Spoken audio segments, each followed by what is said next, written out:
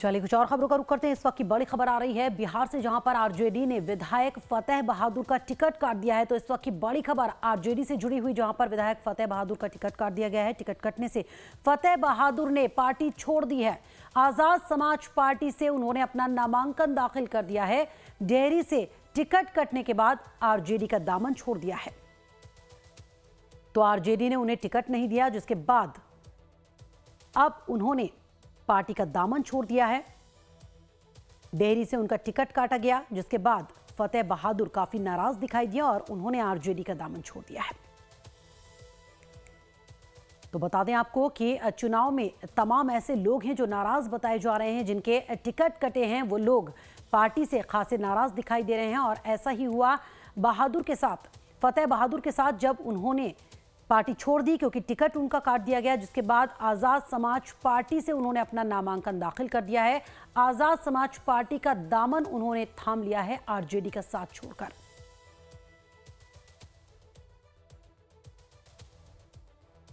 तो बिहार में इस वक्त चुनावी गहमा गहमी काफी तेज हो गई है। तमाम लोग जो टिकट की चाहत रखते थे, जिनका टिकट काट दिया गया, वो नाराज बताए जा रहे हैं। कुछ लोगों ने उससे नाराज होकर पार्टी का दामन भी छोड़ दिया और ऐसा ही कुछ किया फतेह बहादुर ने। जब डेहरी से उनका पार्टी ने टिकट काटा तो उसके बाद उन्होंने आजाद समाज पार्टी का दामन थाम लिया। अमित मेरे सहयोगी जानकारी के साथ फोन लाइन पर मौजूद है। अमित, फतेह बहादुर ने पार्टी का दामन छोड़ दिया है, आजाद समाज पार्टी का दामन थाम लिया है और अब उनके टिकट पर वो चुनाव लड़ने की तैयारी कर रहे हैं। लेकिन आखिर वजह क्या कि पार्टी की तरफ से टिकट काटा गया आरजेडी की तरफ से डेहरी से उनका?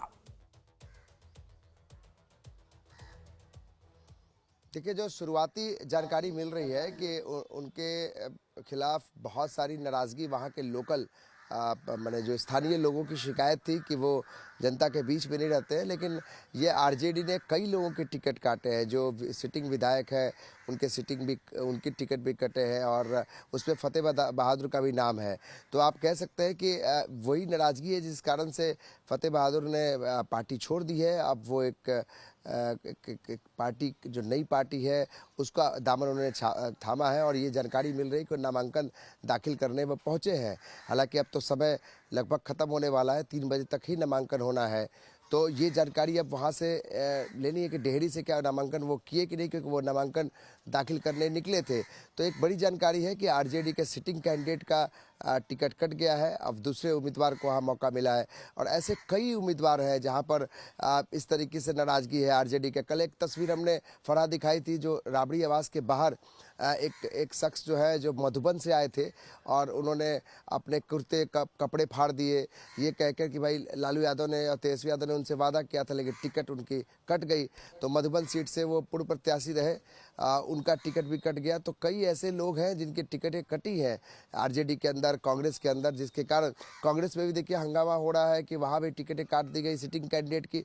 तो कई वजह है, जो वजहों के कारण ये टिकटें काटी गई। हालांकि जो जिनका टिकट कट रहा है वो सीधे तौर पे इस पे पैसे का खेल बता रहे हैं, चाहे वो कांग्रेस हो या फिर आरजेडी के विधायक हो। अमित, यही बड़ा सवाल, कल भी कुछ लोगों के बयान हमने सुने थे, सीधे तौर पर ये आरोप लगा रहे थे कि एक मोटी रकम मांगी गई टिकट देने के नाम पर और जब वो नहीं दे पाए तो टिकट काट दिया गया उनका। कितनी सच्चाई नजर आती है इसमें? देखिए फरहा, ये तो जांच का विषय है और अगर उनको लगता है कि पैसे देकर पैसे का खेल चल रहा है तो वो स्वतंत्र है। वो चुनाव आयोग में इसको लिख सकते हैं या फिर वो कानून का सहारा ले सकते हैं। लेकिन अभी तक कोई ऐसे कार्रवाई करते हुए दिखाई नहीं पड़ा। लेकिन आरोप गंभीर है। क्या वाकई में इस तरीके की चीज़ें चल रही हैं, पैसों का खेल? हम इसे कह तो नहीं सकते, लेकिन अगर इस तरह की शिकायतें मिल रही है, इस तरह के आरोप लग रहे हैं तो बहुत चिंता का विषय है। और बिहार में चाहे वो किसी भी पार्टी, कांग्रेस हो या आरजेडी हो, महागठबंधन के भीतर इस तरह के कई सवाल उठे हैं, आरोप लगे हैं कि कृष्णा अल्लावड़ू जो है उनके ऊपर आरोप लगे हैं, जो बिहार के प्रभारी हैं, जो सिटिंग कैंडिडेट, उन्होंने कहा कि पैसे लेकर टिकट बांटे गए। और अब यहाँ संजय यादव जो है, तो तेजस्वी यादव के रणनीतिकार हैं, सांसद हैं, उनके ऊपर गंभीर आरोप लगाए जा रहे हैं आरजेडी के जो प्रत्याशी है, पूर्व प्रत्याशी, कि भाई उन्होंने 2,70,00,000 रुपये मांगे थे, हमने नहीं दिए तो दूसरे को पैसे में टिकट उन्होंने बेच दिया।